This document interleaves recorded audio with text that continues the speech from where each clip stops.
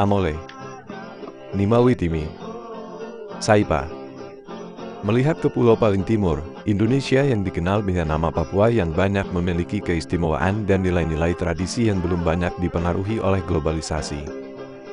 Di mana tradisi dan adat istiadat kepercayaannya masih dipertahankan dan dilestarikan.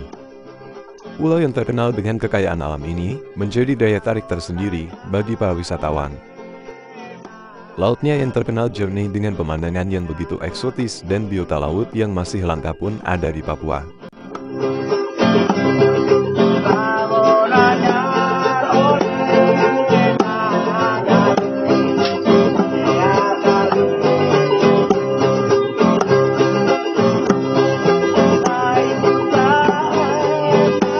Tradisi yang ada masih dipertahankan oleh masyarakat suku pegunungan secara umum dan secara khusus suku Amungme, Kabupaten Mimika, yaitu salah satunya tradisi bakar batu.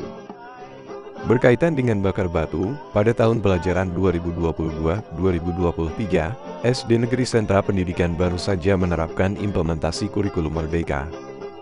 Kegiatan proyek penguatan profil pelajar Pancasila, P5, merupakan salah satu program kegiatan yang termasuk dalam implementasi kurikulum Merdeka.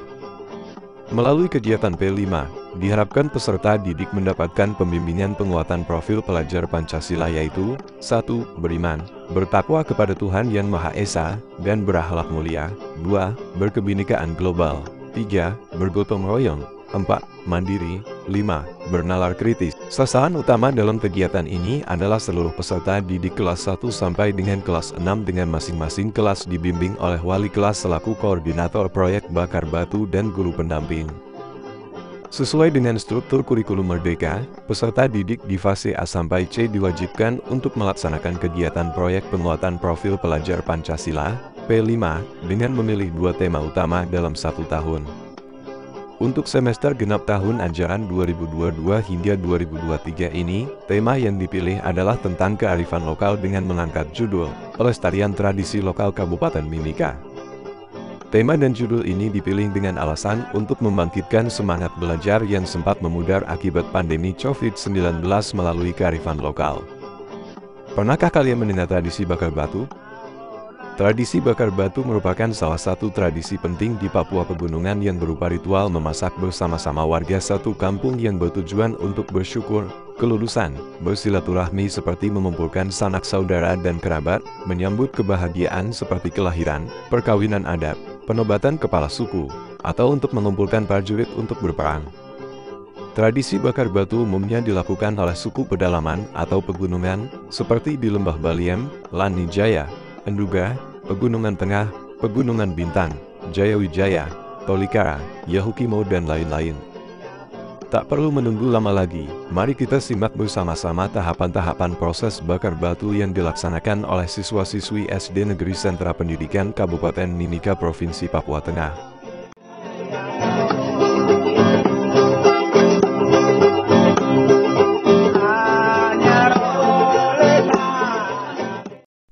Tahap persiapan. Pada tahap ini, para siswa-siswi SD Negeri Sentra Pendidikan laki-laki serta perempuan mulai bahu-membahu mengumpulkan daun-daun seperti alang-alang dan daun pisang yang nantinya akan dipakai untuk mengalasi permukaan kolam dan membungkus batu yang telah dibakar.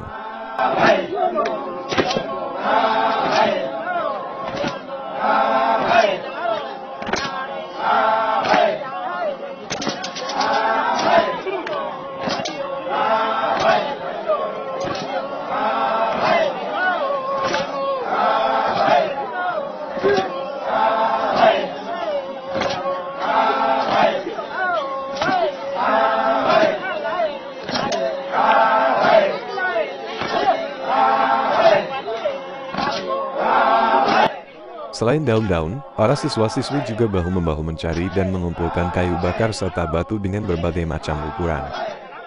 Untuk proses-proses ini dilakukan oleh para siswa putra.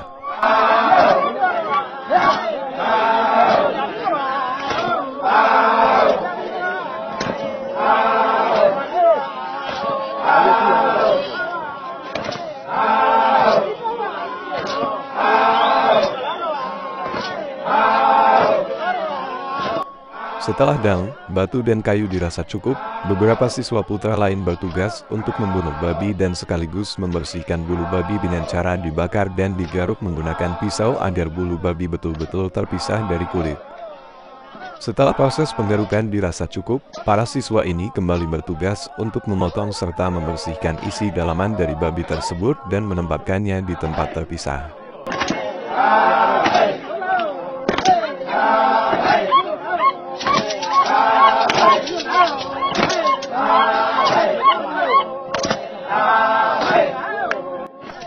Sementara proses pemotongan daging babi berjalan, para siswa putra lain bertugas menyusun kayu bakar di tempat terpisah yang telah disiapkan.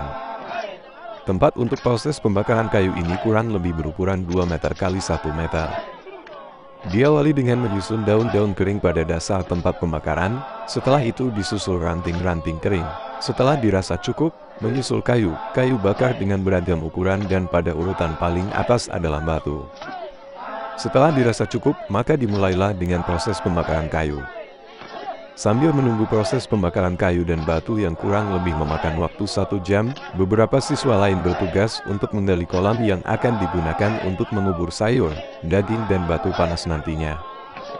Kolam ini kurang lebih berdiameter 1,5 meter, disesuaikan dengan banyaknya bahan makanan yang akan dimasak.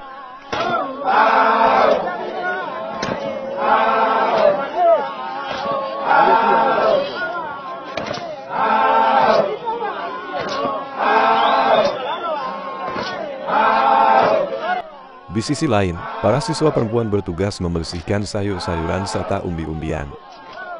Biasanya umbi-umbian yang disiapkan pada acara bakar batu adalah petatas, singkong, pisang dan keladi serta sayuran seperti daun singkong, pakis, daun petatas, dan daun pucuk labu.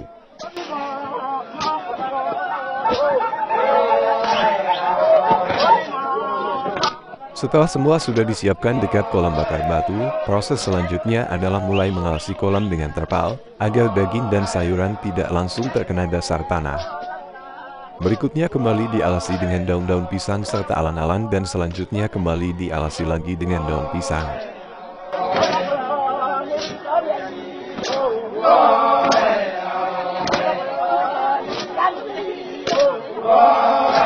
Tahap masak. Sebagai bentuk syukur atas berkat Tuhan, maka wajib hukumnya sebelum proses peletakan batu panas pada kolam, biasanya didahului atau dibuka dengan doa. Setelah doa selesai dimulailah dengan proses pengangkatan batu panas untuk diletakkan pada dasar kolam. Umumnya pada dasar kolam ini adalah batu panas berukuran besar. Batu yang berada pada dasar kolam ini, pada dasarnya tidak dibungkus oleh daun dengan tujuan agar panas dari bagian bawah kolam betul-betul panas sehingga daging dan sayur pun betul-betul masak. Setelah batu panas pada dasar kolam dirasa cukup kemudian ditutupi oleh beberapa helai daun pisang untuk memisahkan batu dan daging.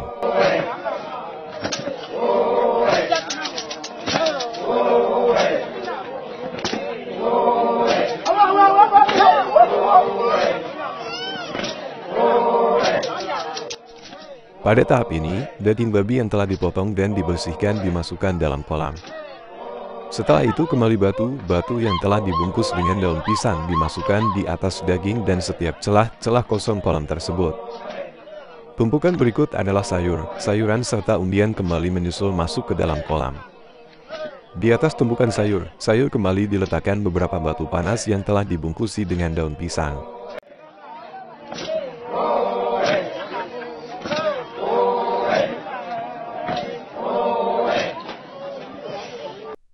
Lalu tumpukan paling atas pada bakar batu saat ini, diletakkan beberapa potong ayam yang telah disiapkan. Pada akhirnya proses ini diakhiri dengan menutup kolam dengan daun pisang, alan-alan dan terpal, dengan tujuan agar udara panas yang ada dalam kolam tersebut tidak keluar, sehingga proses daging, sayuran, serta umbi-umbian bisa masak dengan sempurna.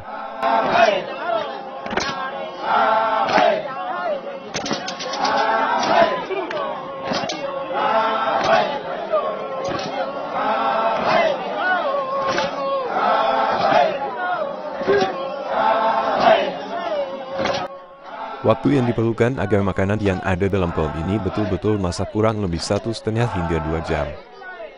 Biasanya, sambil menunggu masaknya makanan tersebut, masyarakat mengisi waktu dengan bernyanyi dan bergoyang. Hal ini pun dilakukan oleh anak-anak SD Negeri Sentra Pendidikan.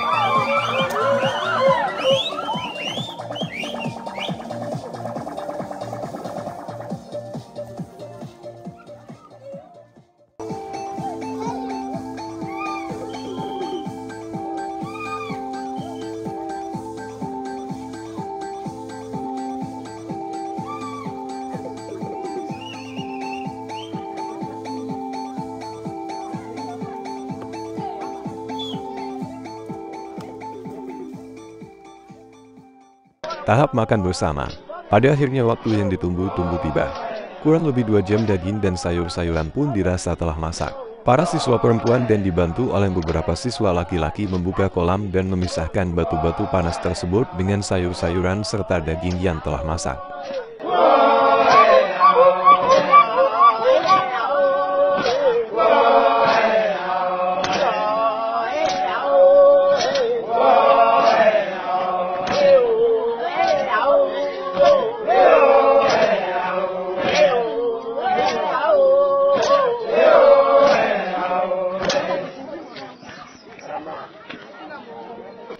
Sembari siswa mengeluarkan makanan dari dalam kolam, para siswa-siswi lain dan masyarakat yang hadir duduk membentuk kelompok-kelompok kecil.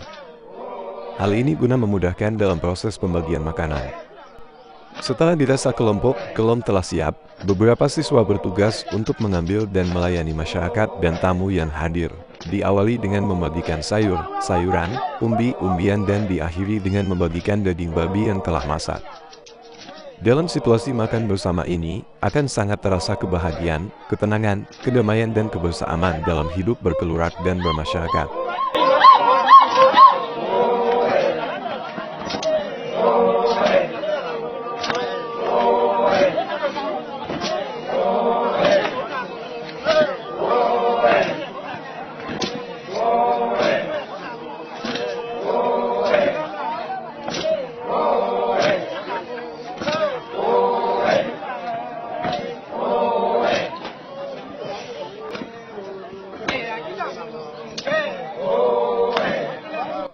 Demikianlah proses dan tahapan-tahapan bakar batu dalam rangka melaksanakan kegiatan proyek penguatan profil pelajar Pancasila P5 yang dilakukan oleh siswa-siswi SD Negeri Sentra Pendidikan bersama Dewan Guru semester genap tahun ajaran 2022 hingga 2023. Akhir kata. Amole, Nimaulitimi, Saipah, Tuhan memberkati kita sekalian.